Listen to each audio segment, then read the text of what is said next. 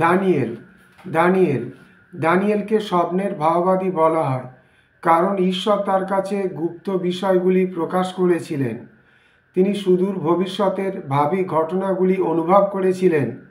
তার জীবনে পরিচর্যা কাজের সময়কাল 70 বৎসর। 16 বৎসর বয়সে বন্দী হয়েছিলেন ও 90 বৎসর পর্যন্ত জীবিত ছিলেন। বন্দির পর তিনি ব্যাবিলনের প্রধানমন্ত্রী হন।